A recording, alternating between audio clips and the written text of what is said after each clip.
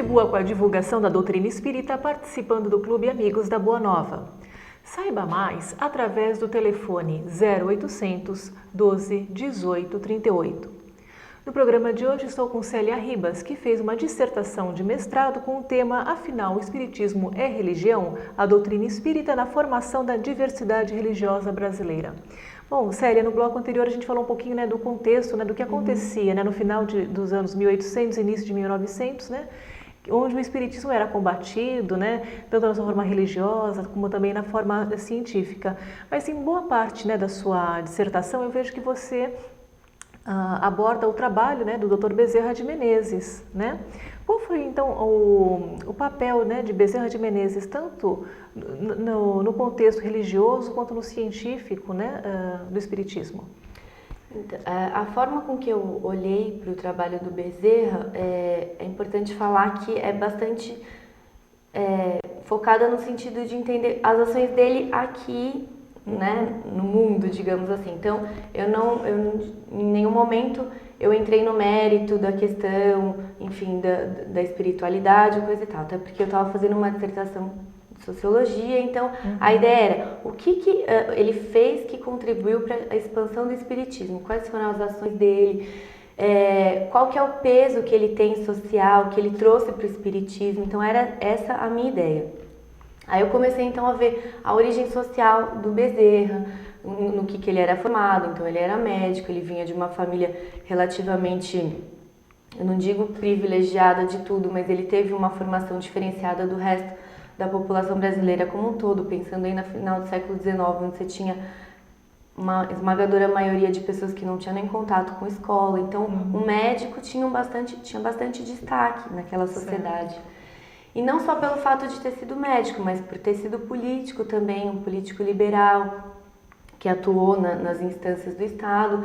Então, ele tinha uma certa notoriedade, e aí, a partir do momento em que ele se diz espírita publicamente, é como que uma espécie de transfusão de sangue para o espiritismo mesmo, mais uma energia, porque, poxa, quem que era aquele cara que tinha toda aquela notoriedade por ter sido médico e político, está abraçando uma doutrina que ainda era um pouco estranha para a maior parte das pessoas, até porque ela entra numa camada privilegiada, digamos assim. Então ela entra na camada intelectual e letrada do país, porque era justamente pessoas que tinham contato com as ideias francesas, que tinham domínio até do próprio idioma.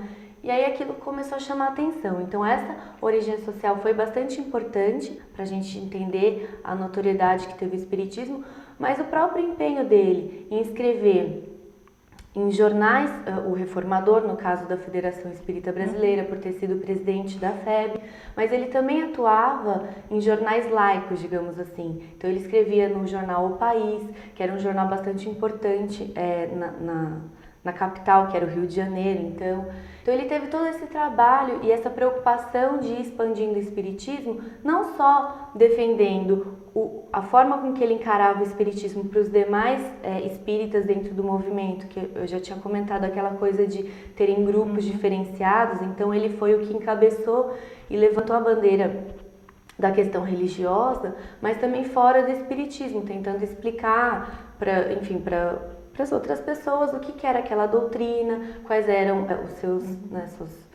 seus ensinamentos, dizendo e sempre reforçando o caráter cristão da doutrina espírita, que foi bastante importante. Então foi nesse sentido que eu analisei a trajetória do Bezerra de Menezes e de alguns de seus parceiros da Federação Espírita.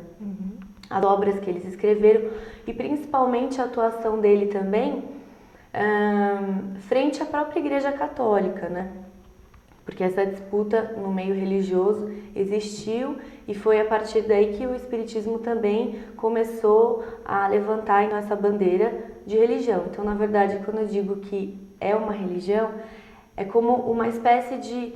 Eles conseguiram, atrás de um rótulo, digamos assim, conseguir se firmar, tanto frente à Igreja Católica, quanto frente à esfera científica e mesmo frente ao próprio Estado. Que eu não sei se eu posso voltar àquela história, mas quando a gente passou a ter essa divisão entre Igreja e Estado e a gente passou a ter um novo Código Penal, nele estava previsto estava prevista a punição a determinados tipos de ação, dentre elas a prática da magia, do curandeirismo e do espiritismo. Então, naquele momento, você dizer, olha, o que eu faço no centro, quando eu dou água fluidificada, quando eu dou remédios homeopáticos, quando eu dou um passe, na verdade a ideia é falar, eu não estou propondo nenhuma espécie de curandeirismo, são ações religiosamente orientadas. Então, eram como se defender atrás mesmo dessa direito de liberdade de culto e de religião.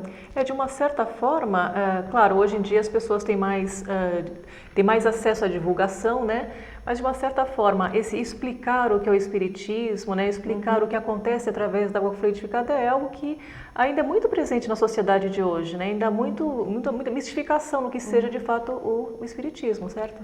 Sim, e nesse sentido a gente também tem várias peculiaridades ocorrendo nesse contexto.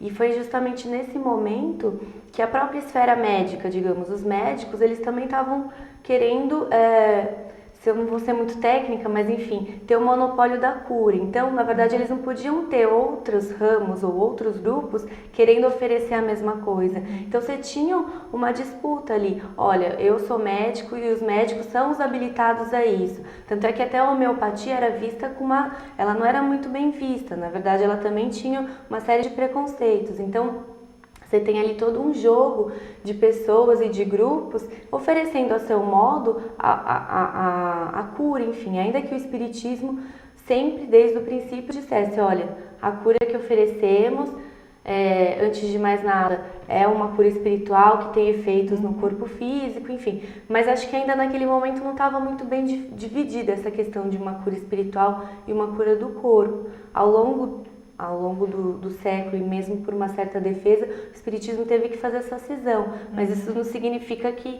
no meio espírita ou as pessoas espíritas não pensem a questão em conjunto, né? Claro, tá certo. Bom, Célia, a gente vai fazer mais uma breve pausa e nós voltamos já já.